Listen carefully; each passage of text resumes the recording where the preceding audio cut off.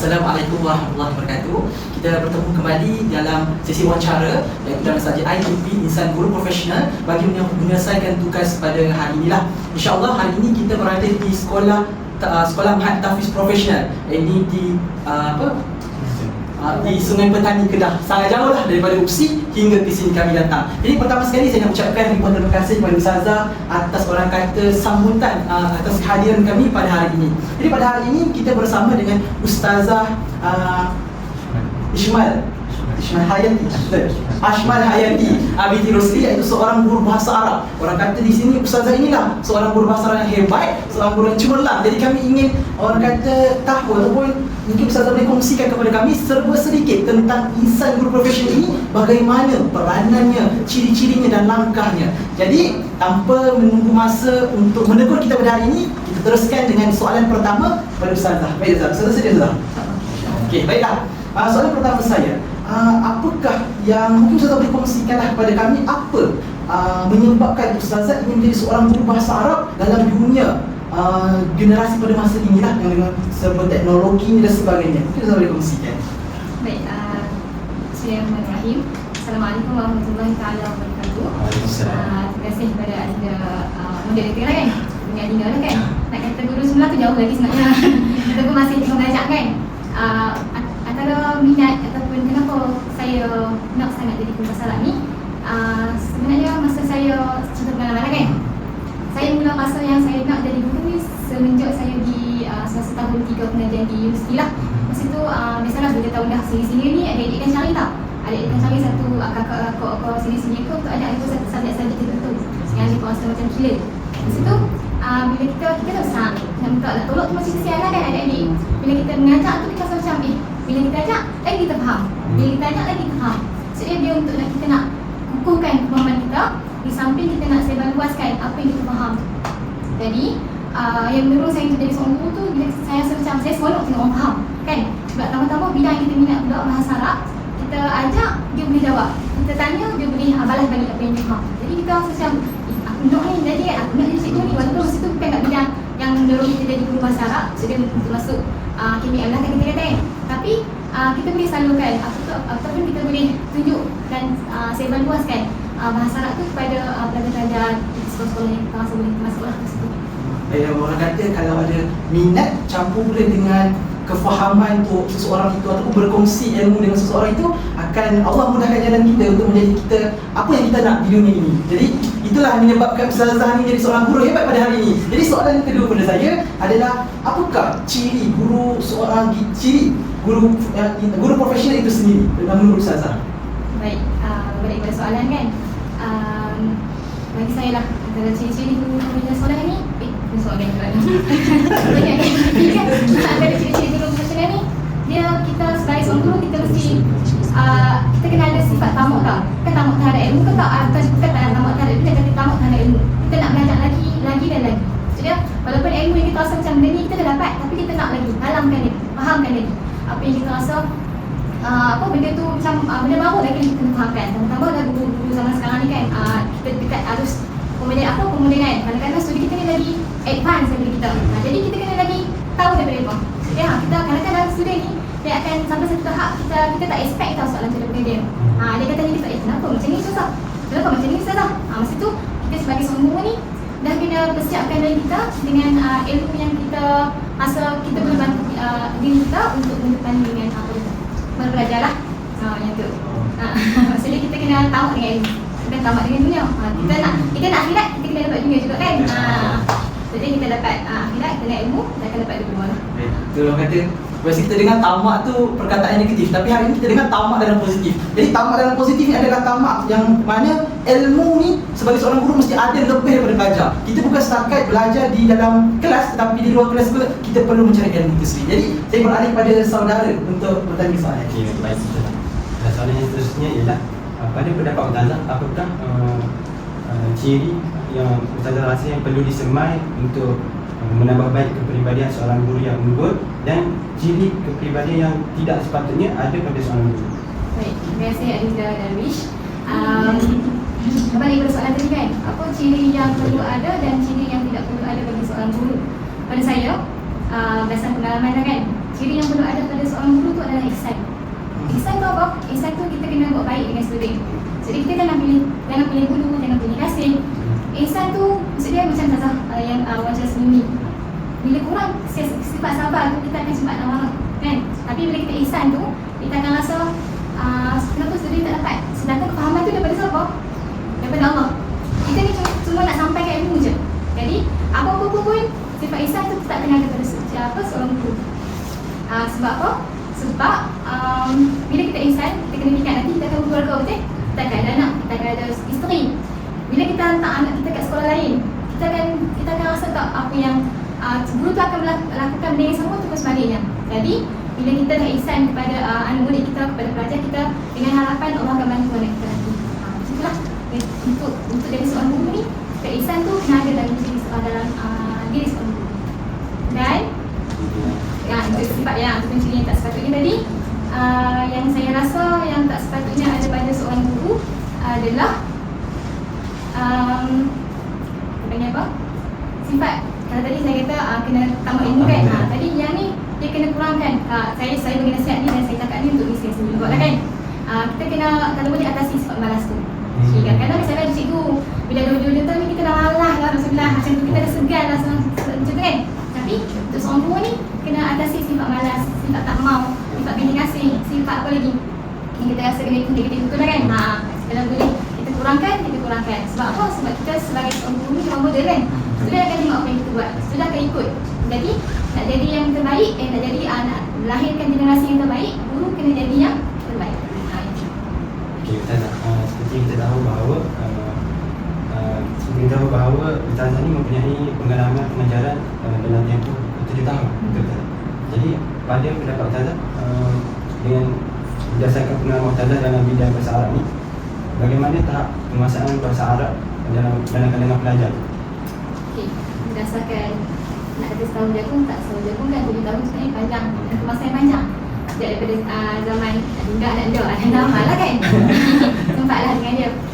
Pada saya, tahap penguasaan khususnya lah di Mahat Tahfiz Profesional di sini, penguasaan dia masih di tahap sederhana. Dia tengah-tengah lah, kita kata, kan? Sebab dia secara purata ada student yang suka, ada student yang dia rasa susah. Jadi tugas apa untuk nak kita nak tarik minat, nak tunjukkan kata bahasa Arab ni mudah, tugas guru-guru. Jadi nanti nak Adinda masuk ke lapangan, kan, lapangan yang sebenar, kan, bidang yang betul. Tunjukkan yang bahasa Arab ni sebenarnya bahasa yang indah, tau. Tunjukkan kata kita ni, kenapa kita belajar bahasa Arab? Sebab kita tahu bahasa Arab ni dia punya level dekat Malaysia ni bahasa asing. Tak macam bahasa Inggeris, kan, bahasa kedua. Jadi kalau itu kan banyaklah kita boleh buat. Banyaklah kita boleh tunjukkan, banyak kita boleh sampaikan kepada pelajar untuk tunjukkan yang bahasa Arab ni adalah satu subjek yang boleh membantu mereka. Sebab kita akan guna bahasa Arab di luar, kan? Setiap seharian kita akan gunakan bahasa Arab.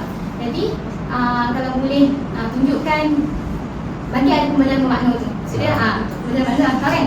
Tunjukkan, kaitkan apa yang mereka belajar dengan kehidupan mereka kat luar yang sebenar.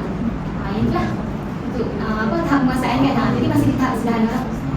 Baik, betul Ustazah kata, orang dengan Ustazah kata lah, antara ihsan dan malas tu, kita perlu ambil ihsan. Malas tu kita kena buang daripada sekarang juga. So orang kata kalau daripada perkataan kawan, ada 5 huruf sama je dengan musuh, ada 5 huruf. Jadi kita nak pilih mana? Kawan tu musuh. Dia ada perkataan yang sama. Jadi daripada situ lah kita dapat membina pelajar yang bukan sahaja belajar bahasa Arab, tapi dapat menutur bahasa Arab sebagai bahasa ibunda atau bahasa nombor 1 dalam kehidupan mereka. Jadi mungkin saudara Amal lah, orang kata bekas pada sini ada soalan tu, soalan istimewa. Silakan saudara. Soalan saya, macam kata tadi, berdasarkan 7 tahun pengalaman mengajar sebagai seorang guru bahasa Arab, apakah cabaran yang Ustazah hadapi khususnya ketika mengajar bahasa Arab pada pelajar? Cabaran, inilah cabaran untuk sedap. Cabaran bagi pengajar atau guru bahasa Arab ni, minat belajar lah, kan? Ada pelajar yang minat, ada pelajar yang tak minat. Biasanya tu, tadi cabaran yang paling utama adalah minat. Sebagai seorang guru, apa yang kita kena buat? Tarik minat belajar. Sebab minat tu antara benda yang besar. Kalau dia minat, dia buat. Bila dia buat, dia suka. Okay, jadi apa-apa pun kembali kepada minat tadi lah. Sebagai guru, dia kena cuba usaha untuk hadirkan rasa minat dia. Okay, soalan kedua, dengan zaman sekarang ni kita berdepan dengan berbagai murid yang banyak karakter, banyak kebanyakan. Apakah apakah strategi Ustazah untuk mengajar bahasa Arab khususnya dalam kalangan pelajar yang tak ada minat dalam bahasa Arab? Terima kasih Dr. tadi kan. Saya mengajar di MPP ni untuk sekolah menengah rendah dan menengah atas dengan tingkatan 3. Menengah atas tu tingkatan 4 dan tingkatan 5. Jadi pattern yang saya nampak biasalah bila kita dalam pengajaran bahasa Arab ni kita tekankan 4 benda kan. Yang pertama maharatul istimah, yang kedua maharatul kalam, yang ketiga maharatul qiraah, yang terakhir maharatul kitabah. Okey, bila di menengah rendah ni bila di menengah rendah ni apa strategi yang saya buat? Kita banyakkan game, kita banyakkan aktiviti yang memerlukan pergerakan. Contohnya macam kita gabungkan maharatul istimah dan maharatul kalam. Kita boleh buat satu game tau. Apa yang saya buat di MTV lah kan. Kita mula untuk awal kelas tu kita buka audio. Buka audio yang gamak lalu audio keluar. Bila aktiviti pengukuhan apa yang kita buat, kita lekatkan gamak-gamak setiap kelas.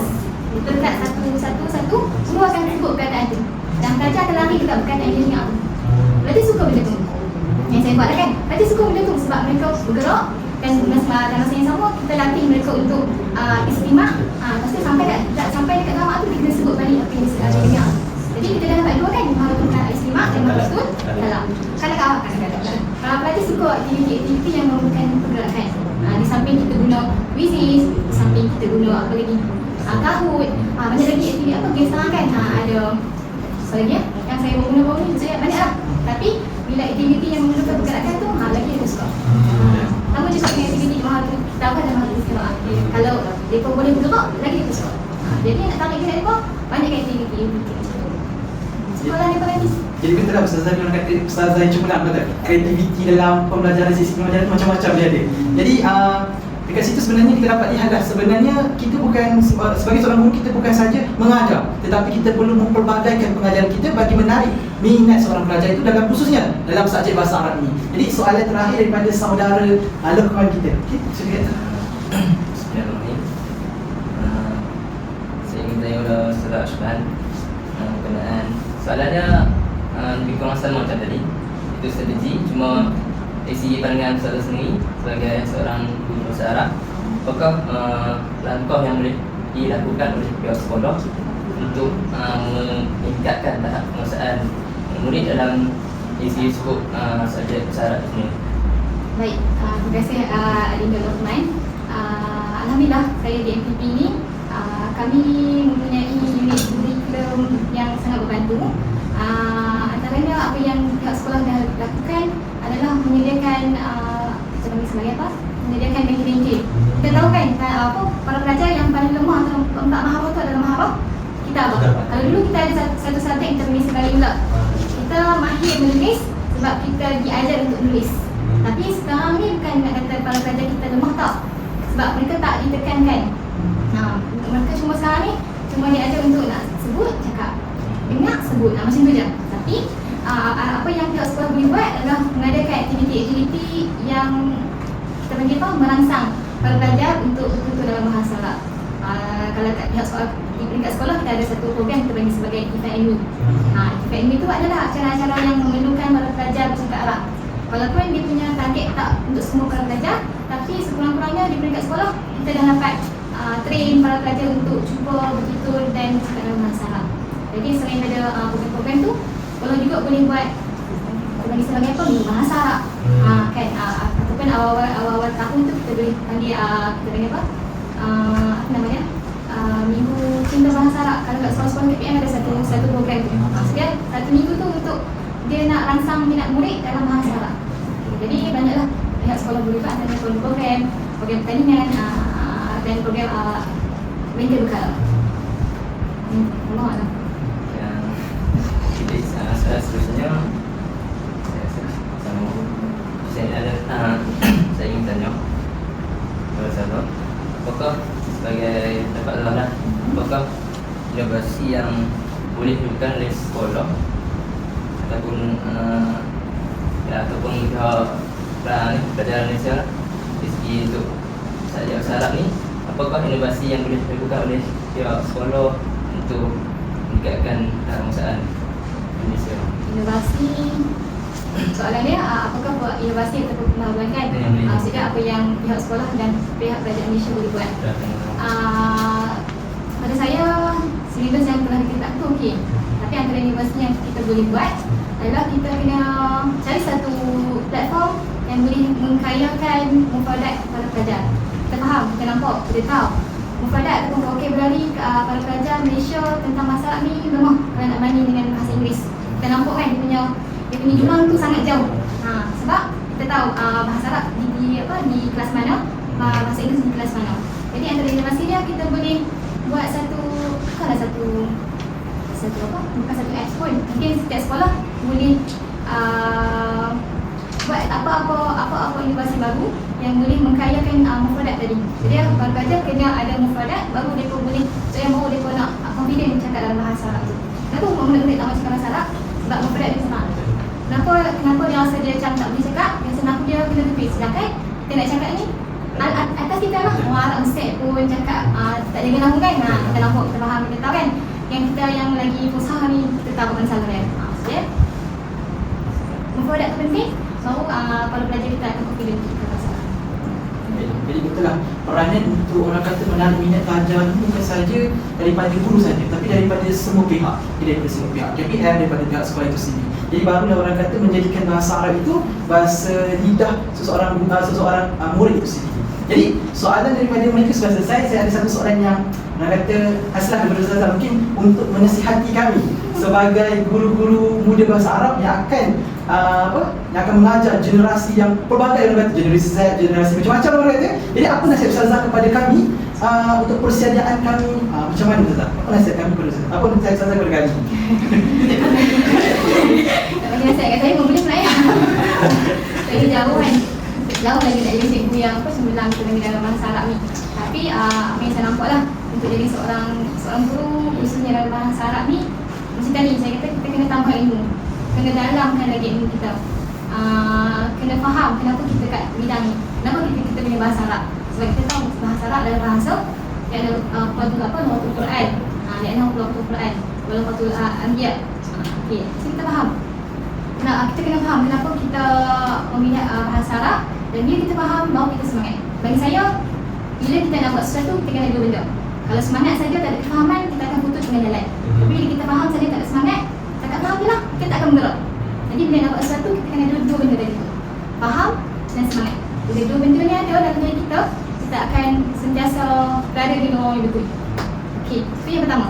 Yang kedua, yang tadi, kena dalami ilmu, kena tamak dengan ilmu, faham, ambil ilmu sebanyak-banyaknya. Tambahlah kita dekat dalam sekarang, dapat satu ilmu, kaji lagi. Tak faham tentang tadi tak dalami lagi. Tambah nanti kamu dekat bila dah masuk sekolah bukan bahasa Arab SPM kan, dia begini lagi maksudnya kena lagi power lah daripada kena lagi mahir, lagi mahir dan lagi mulia lah dalam bidang bahasa Arab. Sebab kita sebagai penerus generasi bahasa Arab kat Malaysia ni tak ramai, tapi pastikan kita ni betul-betul yang berkualiti. Nak jadi guru, kena jadi guru yang kualiti, baru kita hasilkan guru yang kualiti. Soalan tu, satu balik, satu ke kajian, tak ke saya kan. Jadi saya nasihatkan diri saya juga lah, dua perkara tadi yang saya ikut. InsyaAllah lah nasihat Ustazah tu kami kesimpan lah untuk menjadi seorang yang guru yang hebat seperti Ustazah, insyaAllah. Jadi hadirin sekalian, betul lah orang kata menjadi guru itu bukan sahaja tunjuk, bukan sahaja adab, bukan sahaja perhati, tetapi ada istilah iaitu didik, iaitu pendidik. Barulah kita menjadi seorang guru yang mendidik akhlaknya, kepribadiannya, dan menjadi seorang guru bahasa Arab yang hebat buat masa akan datang. Jadi insyaAllah, terima kasih kepada Ustazah dan sampai jumpa. Sekian, wabillahi taufiq wal hidayah. Wassalamualaikum warahmatullahi wabarakatuh.